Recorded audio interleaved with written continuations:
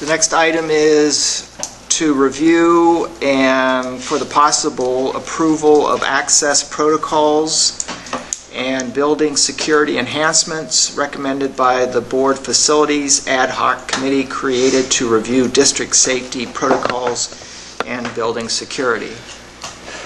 And Mr. Gorder led up that effort. You did a fine job, I might add. Well, I'm going to take advantage and stand up. In your packets or in the computer, whatever it is, you have a copy or a recommendation from the Expanded Facilities Committee to review district safety protocols and building security. And when we take a look at this where we were back in January, it was kind of a reaction to the events at Sandy Hook, but it was also an opportunity to really, talk to the community and find out, what some of their thoughts and what they thought about access protocols, because at that time we had locked all of our doors. Okay, and I have not heard anything that would suggest that that was a bad thing to do from anybody. Matter of fact, I think most people are very appreciative of those efforts. A couple things come into play though when you talk about locking your doors, and the first one is, you got to open up the doors sooner or later. The kids got to come in, parents are going to come there, so we spend a considerable amount of time talking about really who should and should not be allowed in the building, and then for what reasons. And if they are allowed in the building, what do they need to have? Because we have a lot of different people coming into our buildings. We have parents, we have vendors, we have administrators, we have non-school personnel that have very legitimate reasons to be in the building. The media. We also have, an example would be the Ho-Chunk Nation. We have volunteers from the Ho-Chunk Nation that are coming in and doing work with our students. So, I could go on and on and on about the different people that need access. So what the committee kind of focused on, we started looking at first in terms of violence in schools in general. What is the history of violence in schools? And we take a look back in time in that committee, we find out this isn't something new to schools. It's been around for hundreds of years. The first documented case in the United States was actually back in the late 1700s, if I remember correctly. And it has just progressively kind of increased over time. And if you look at the 1910s and 1920s and so forth, it was going on back there. And as we talked about, and it's kind of an eerie feeling, but I think it's worth mentioning that if you start looking at those records, you'll find in 1969, you will run across the name of Mr. Mogenstein, who was the middle school principal or junior high school principal in Toma at that time, that was unfortunately shot and killed here in Toma. So we had to take kind of a historical perspective, look at it, and then with the understanding that, you always say this can happen anywhere. And you try to think it'll never happen here. Because that's what happens, much like the tornadoes that happen. Well, that can happen everywhere, but it's probably not going to happen here. But unfortunately, as you're looking at this data, you find out that it can, and it already has happened here. So we're not isolated from that. And it is a very eerie feeling to see that in there. So we looked at that. We looked at best practice as much as we could, because there isn't a lot of best practice out there, because all the best practice we found out kind of went out, so to speak, the window at Sandy Hook. Because if you listen and read, you'll find out they were doing everything that they were supposed to do. And there isn't a lot that has come across that's different. A lot of it's the same thing. So when we got these access protocols kind of completed, we defined really, and I'm not going to get into the details of what these access protocols, all I will say is that you're going to have a legitimate reason to come in the school building. We still are a school. We're not a prison. We still want people to come in. We still want the volunteers, but you're going to be asked some questions.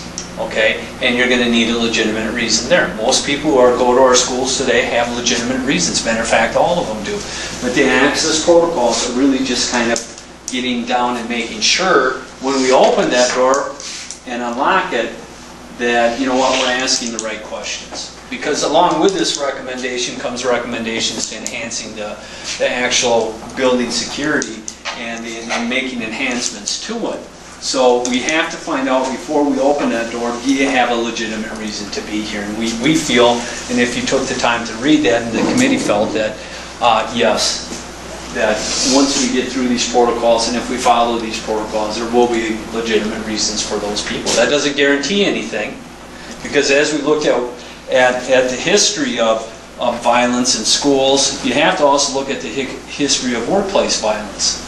A lot of the workplace violence is either the spouse of or somebody from the workplace herself that is committing the violence. So there's no guarantees, and I think that was one of the things that the committee recognized right away.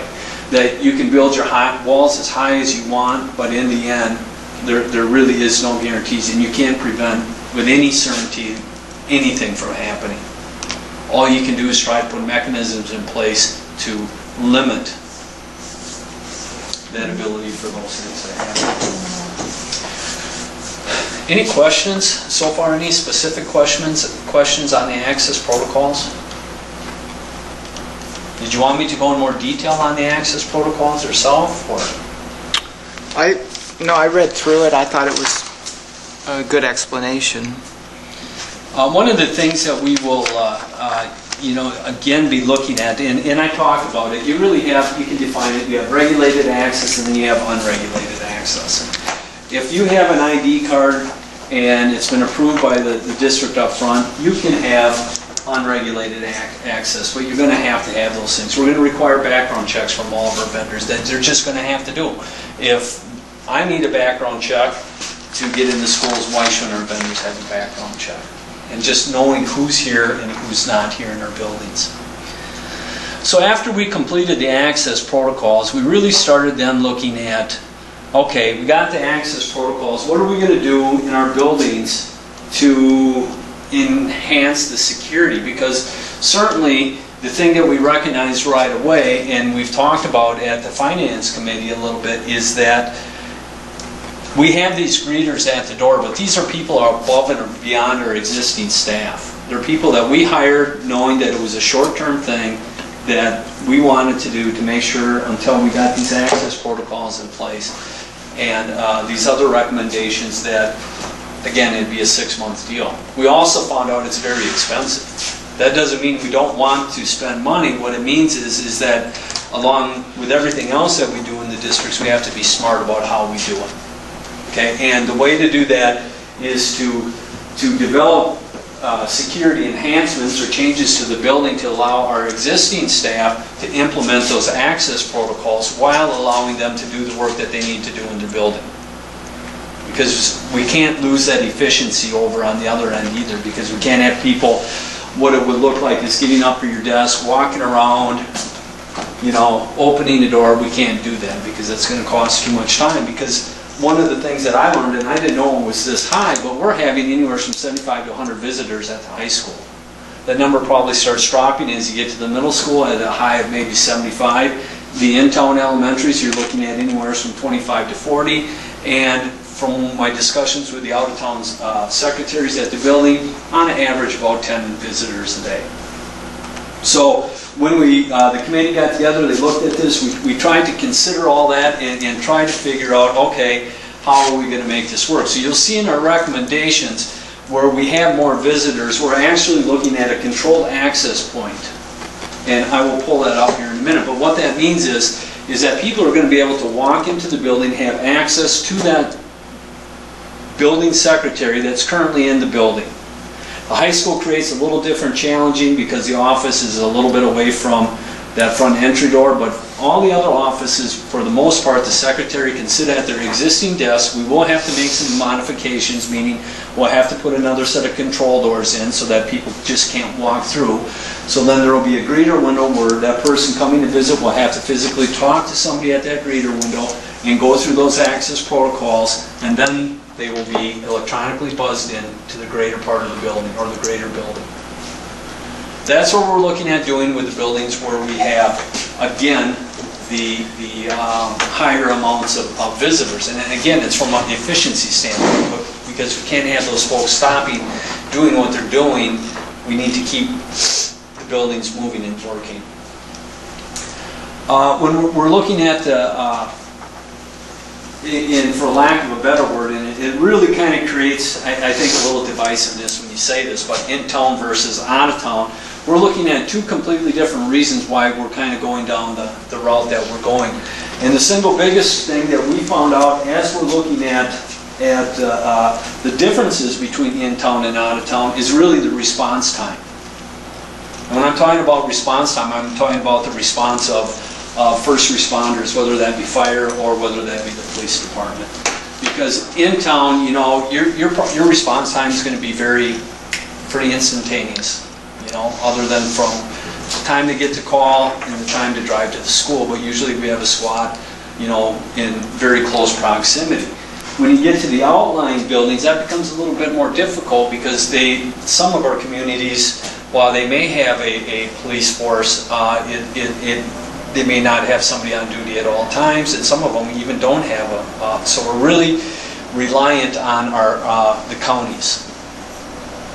So what we looked at when we're looking at our out-of-town schools is to somehow minimize that response time, meaning from a 10 to 15 minute response time to maybe hardening that building so that response time, although it'll be longer, maybe it's more difficult for somebody to get in the building.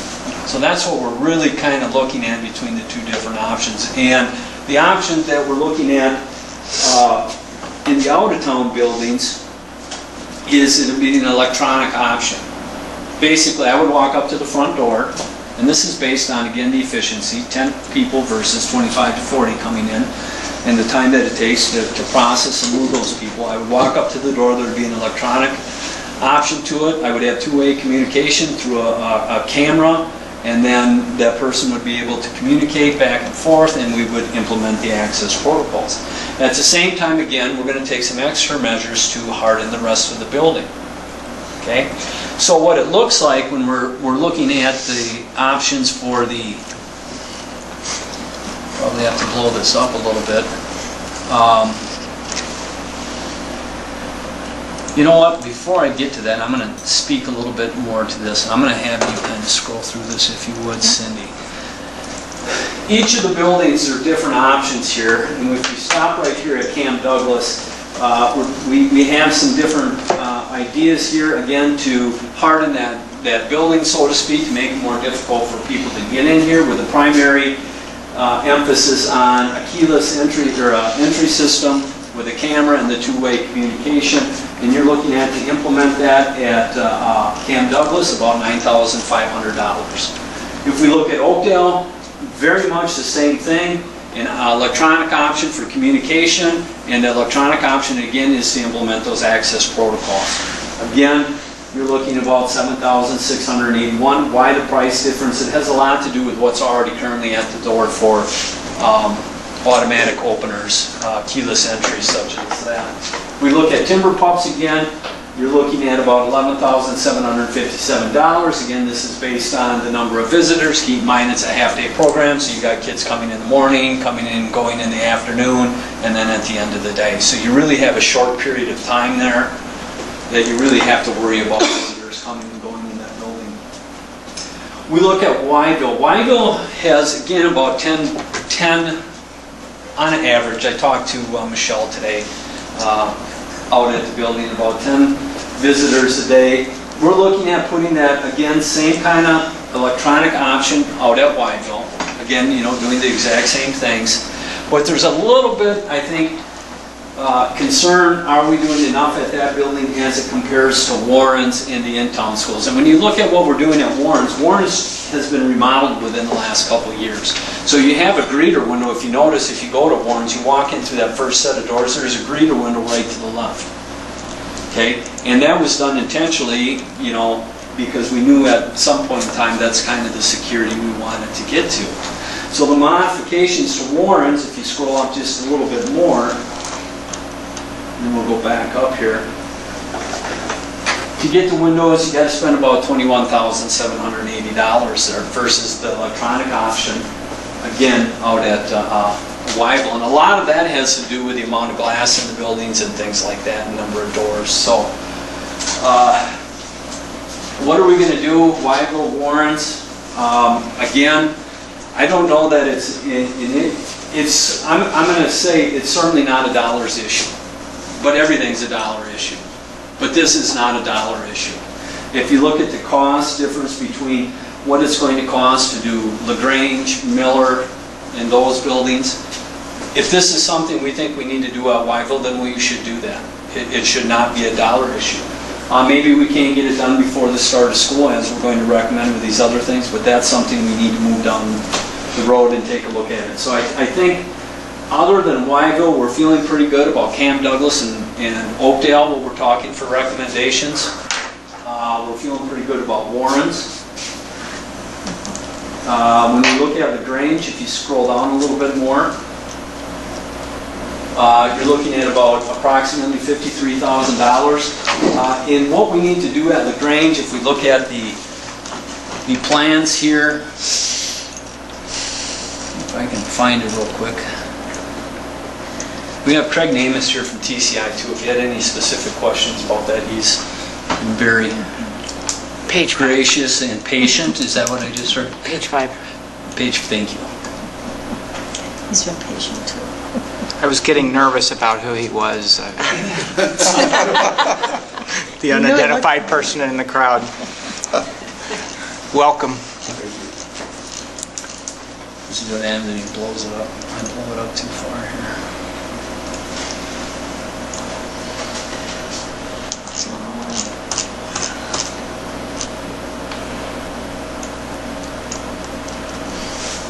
It's the middle school. Must be the next one. The last one. So when we talk about controlled access before you get to the greater building, again, Lemon Wire has these two doors currently right here. They do not have a window other than these two. LaGrange, I'm sorry, thank you.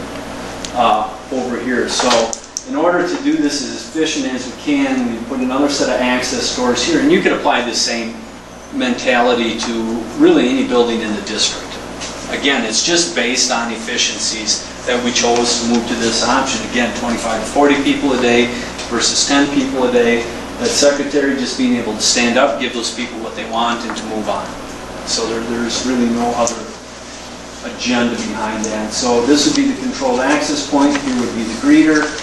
The secretary or receptionist would talk to them. They would go through the access protocols.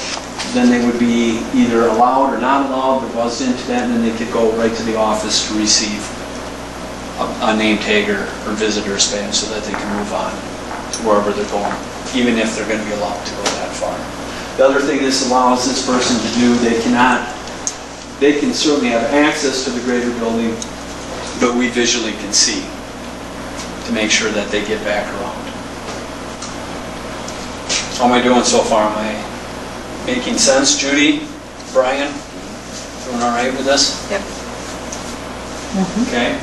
So when we go back and we look at the cost for doing this, and not only are we going to take a little bit of time to do this stuff, but we're also making changes in the office to make this office a little bit more functional, as you will see at Lemon Wire. Lemon Wire is probably the most costly, but we had intentions of moving that office 2 or 3 years ago. Matter of fact, Sandy Murray, this was one of her list of things that she would have liked to have actually seen done before she left. So when you look at Lemon Wire, where the office is now to where we're recommending, you'll see that it will make sense. Much like when the Warrens office was not where it is currently today. It was actually away from the door. So we want to get our offices as close to the entry point as possible.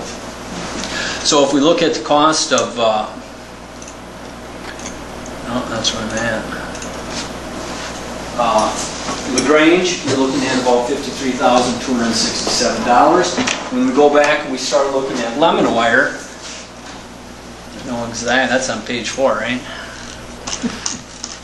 No, it's on 3. Bad guess. 6. Or no. There it is right here. So,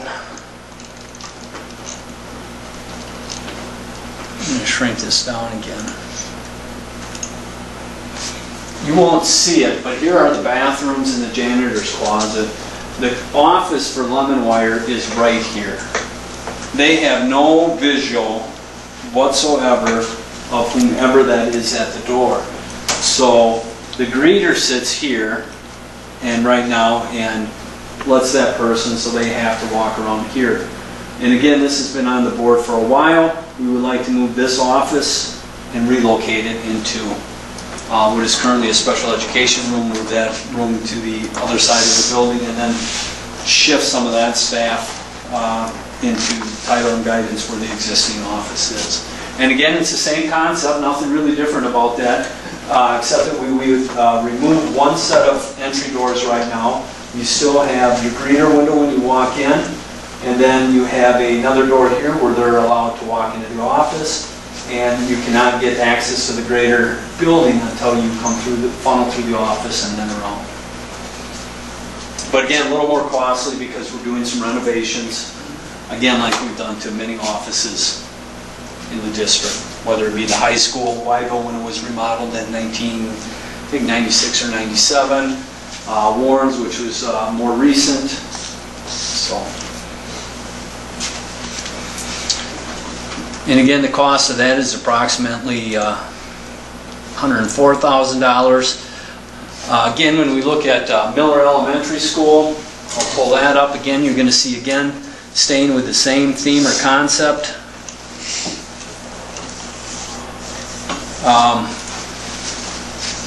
And I want to, just talk about Miller Elementary School, because if there's one building, and we're going to have to talk about this at someday, that needs some help, it's Miller Elementary. Okay, so whatever we do here, if you look at this office here, it is probably per student and size-wise the smallest building we have when we look at square footage. And we're really putting, 100 pounds in a 50-pound potato sack right now, so it's difficult. We have some issues in our food service area that we need to someday address, and we have some other space issues in the basement. But having said that, when we're looking at the office area, again, we have that same concept. You'd walk through the doors, you would have a set of access point doors here with that greeter window with the secretary, and again, we try to make some improvements at the Miller Elementary School. Now there, as you walk in, immediately on the left are the gymnasium doors. Yes. Those would be in the vestibule? They're in the vestibule right now. They will continue to be in the vestibule, but we'll be replacing them. Craig, you remember what kind of, was that a steel metal door that you're going to replace? Those are switched supplemental doors with panic cardboard on the gym side, so you can easily come out, but it'll be locked down from the vestibule side. You won't have access to turn it on. You won't even need knobs on the inside doors. But they'll have, when a person comes up, there's unrestricted, the doors are unlocked to go into the vestibule. Right here. And then that, what's that? You're free in Okay. this space right here. It's that next set of doors that's secure. That becomes a controlled access point. And there's the window on the right that looks into the office. Reader window there again. Okay. And just these doors for the gymnasium. Metal doors right here where you won't be able to just walk in. Yeah. Okay.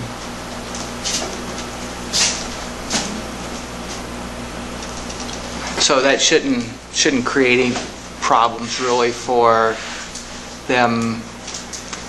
There's another access to that gymnasium for the students during the day? There's an access point up here. I believe there's another one at the other end of the door too. Yeah. Okay.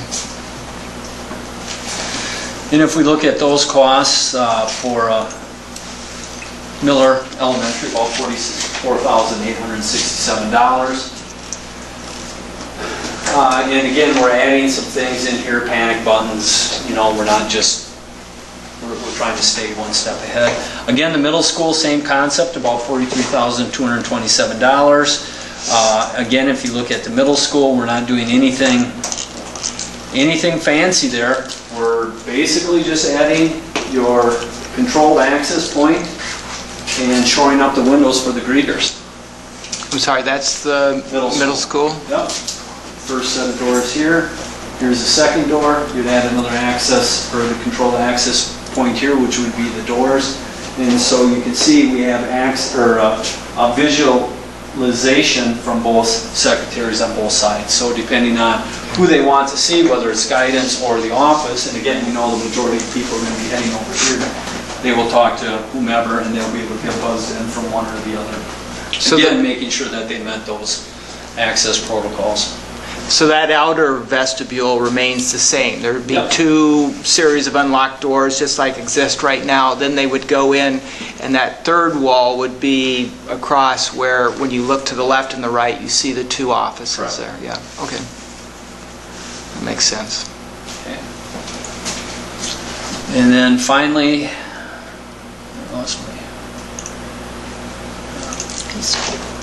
clicker here. If we, we had a couple, but you have the high school.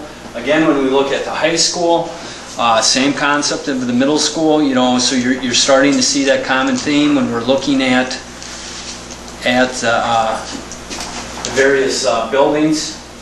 This is Lincoln Street, right here where my hand's running north and south.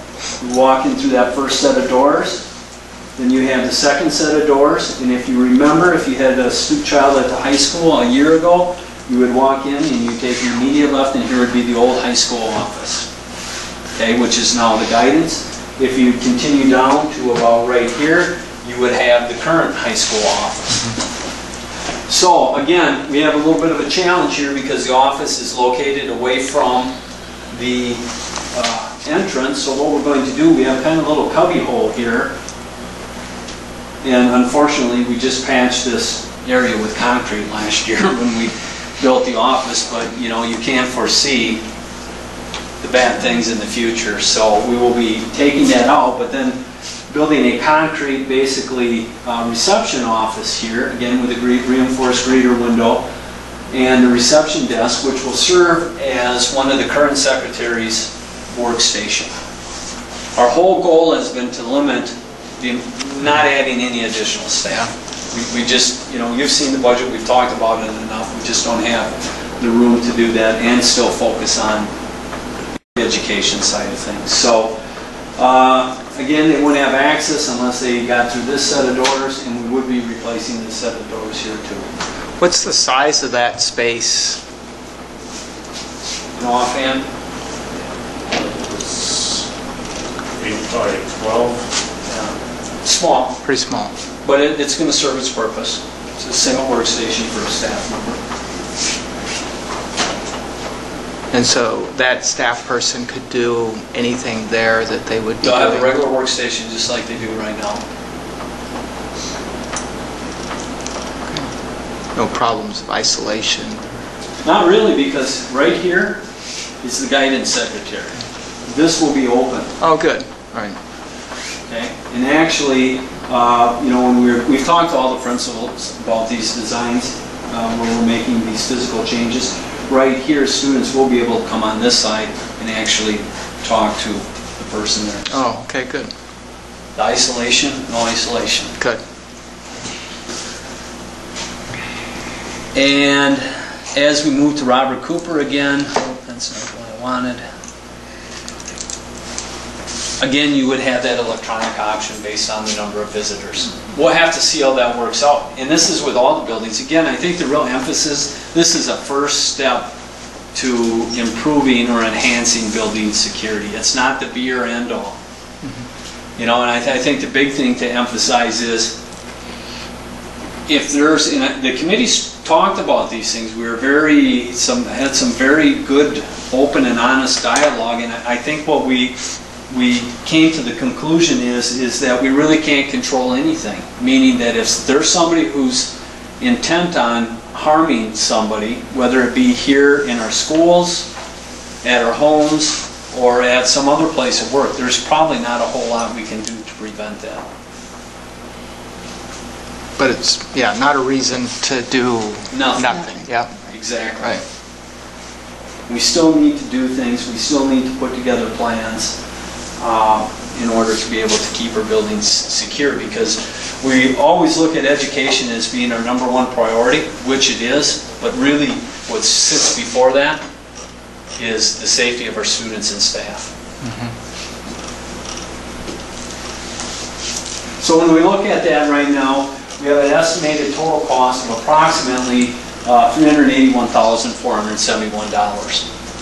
for the project. And when we talk about how are we going to manage this project, how are we going to pay for the project, it would be over the course of 2 budget cycles out of this year's budget. We talked at the Finance Committee when we were looking at what we had left for funds. We've been sitting on our construction budget knowing that we had this coming along, and we also have our construction budget in the next year. Pending board approval, TCI will take and get final pricing on these plans that we have here, and then we'll start moving forward with the implementation of the access protocols for next year and the building security enhancements, which we're relatively certain that we can get this done by the start of school year, and I keep my fingers crossed with anything you do. I think on TCI's side of it, they'll get it done. We are trying to partner with Cardinal Glass as much as we can with this project, along with looking at with our outlying schools, some of our local vendors for helping us get those entryways, so to speak, hardened. So I would leave this now back to Brian and Judy and Cindy, who sat on the committee, if there's something I missed or something you'd like to add to what I've just talked about. I know Gary was on the committee too, but he was not feeling so well at the time. So. I have a question. Yeah. Forgive me because I'm new. Do you always use the same company to do all the construction work? We've had a long-standing relationship with TCI, and we don't do all the construction with them, but when they've helped put together the plans for the blueprints, so we rely on them quite heavily. But a lot of our local construction, we have used local vendors for that, like the construction we're doing over at the high school, that will be done by a local contractor. Okay. The district office was remodeled by local contractors too, different ones. Okay. So, depends on how big the project is and who's able to do the work because of the size of the project. I have a question regarding the design. Yep. I really, the lemon wire one, I know that they're really removing all the offices, but how you access into a waiting room, wait, and then you get out into the general public, was that taken into consideration Yes. with all the designs?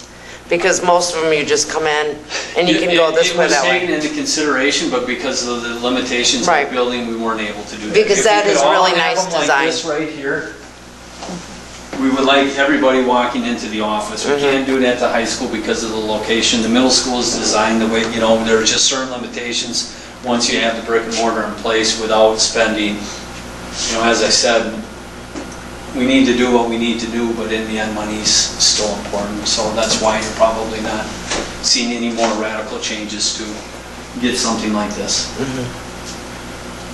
Does that answer the question? Just as long as it was taken into consideration. Yep, absolutely. I would just add, that I'd like to thank all the individuals who sat in on the committee meetings. We really had a wide representation from our community as well as from all of the schools. I know Greg had talked about the real quality that they needed to possess was just being a person of goodwill and looking at what would be best for our district. And it was extremely positive conversations, people being very respectful and understanding, and it was the process itself, and I think what was developed is very good. We had at least 4 representatives from local law enforcement on the committee. We had parent reps from each building. We had our board members. We had our board facility members on the committee. We also had a representative from our local church affiliation group that Ministerial Association and banks and larger industries or businesses. And I think the plan that we came up with is different than if it would have just been the school district and the facility committee working on it. It was really good to have the input from all those different groups, and especially the parent reps, because I think what they felt was important at their school, how they saw it working was different sometimes than what the administration and the facility committee thought would work. So, and then they brought up other things that we hadn't thought of, for like intercom systems, and their secretaries aren't always in the office, they're out doing aid work too, so just making that all work. So it was we had planned to meet program. 3 nights, and we ended up meeting 5, and we probably could have met 6, 7, 10, more 12. nights. What's that? 10, 12. 10, 12, exactly. So it was what you thought would take a little time actually took a lot longer. I thought we would move through the access protocols a lot faster than what we did. That was probably a good 2.5 nights of work just on getting through the access protocols. But I'm very pleased with the work the group did. And again, if it was just left up to the school district, the product would look very much different than it is. And again, I can't emphasize enough, whether it be out at Wygo or at the middle school or the high school, this is a beginning. There certainly is a lot more that we can do and will work on doing, but with limited budgets, it's difficult. But if there's some things we need to do, immediately, we'll certainly try to work on those. Yeah, I compliment the administration. I mean, you didn't overreact, but I'm glad you didn't underreact to that incident. In the short term, you immediately put people at every door. Maybe that's not the best thing, but at least it slowed the entry. It put someone there, and then it gave us time to put that committee together, get community input, and I think that was handled extremely well, so I appreciate that. Sometimes you can get too focused on the big things, and there's plenty of smaller things that happen regularly in our buildings and other buildings that this controlled access is probably going to be more helpful than not. Mm-hmm. I think if you had a concern, you always are dealing with custody issues. I mean, that's a daily thing that we live with in the district. And most of them are very well, but every now and again you get just something out of the blue that's strange, that this is nice. We don't want anybody just walking in our buildings anymore. Those days I think are long gone. One of the interesting things, if I just might add, and I know it's been a long night already, but in some respects, the inner city schools have dealt with this. I mean, if you look at what they're already doing, they've already dealt with this thing, and they dealt with this about 20 or 30 years ago. So, when you talk about restricted access and things like that, some of the plans that I looked at from some of the inner city schools, or the urban schools, maybe a better way, because it's not just the inner city schools, but the more urban schools, they deal with this controlled access. They dealt with the violence, so I think they have a little bit better handle on it than we do. Just something new for us. Before we move on, our TCI rep, I'm sorry, your name, sir? Craig. Insights or any information you might add to the presentation?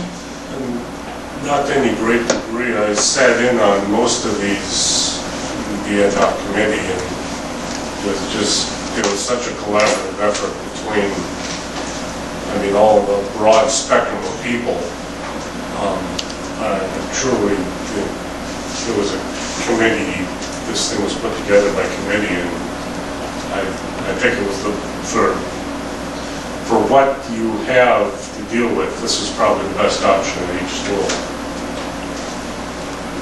So just beyond the technical design stuff, the conclusions that were reached, you feel like you would endorse the conclusions that were reached. Okay. And other than, for instance, the special glass, the doors, are they special high security doors? Anything unique about them? Well, without getting into a lot of specifics about what we're doing, because, we're taking every measure that we can to the best way to describe it, if you want to stop a tank, you're going to have to buy glass thick enough to stop a tank. You know, it really is kind of that simple, and it becomes a real affordability issue. You know, TCI has done a lot of work out at Fort McCoy, so they have some experience working with the different glasses. There are like 6 different levels of glass that you can get out there. So yeah, we are taking those things into consideration. Okay, fair enough. Without advertising all the things that we're doing. Understood. Security reasons. Yeah, I understand. Very good. Okay. So I think we're at the end of our process. We're making our recommendations as our first step here. If you felt that you wanted to approve it tonight, you certainly can. You can also wait. I think on the schedule is coming up on June 3rd, is it? Board retreat. If you'd like to take some time, or if some of you want to ask me questions or ask whomever questions in between there, we certainly can take the time to do that if you'd like. But it is an end of the year project, and we do want to get rolling on it so that we can focus some of the 2012-13 budget dollars on it. I would recommend going forward with it tonight, but certainly if any members feel like they really want to study it some more and have questions, then feel free to say so, and we'll defer it until the next meeting. I just also want to thank the Toma Journal for the article that they published on that too. I think that goes a long way to getting the word out to what we're doing, and that was a very good article on it, so appreciate that.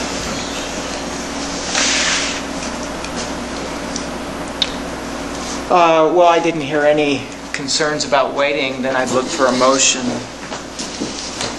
to approve these plans. So moved. Is there a second? Second. We have a motion and a second to approve the access protocols and building security enhancements recommended by the Board Facilities Ad Hoc Committee as presented. Any other questions or concerns or comments? If not, all those in favor signify by saying aye. Aye. Aye. Opposed, say no. I'll abstain, John. Okay. Mr. Hennessy abstains. Even with that, the ayes have it. The motion carries. And those access protocols and building security enhancements are approved. So, and I'd just like to emphasize, you know, if there are concerns from any one building, we'll address those, and we may be coming back to look at any one of the individual buildings as we go forward here and recommending further changes to them if that's where we need to head with it. So. Well, again, thank you for all of the work involved in that. I'm glad that you got all of the input and did all that homework. I think it makes the product a lot better, so thank you again. And Craig, thank you for coming. You were here the entire time, I think. You saw all the art and speech and Heritage Fair projects, so you know what's going on in the district now.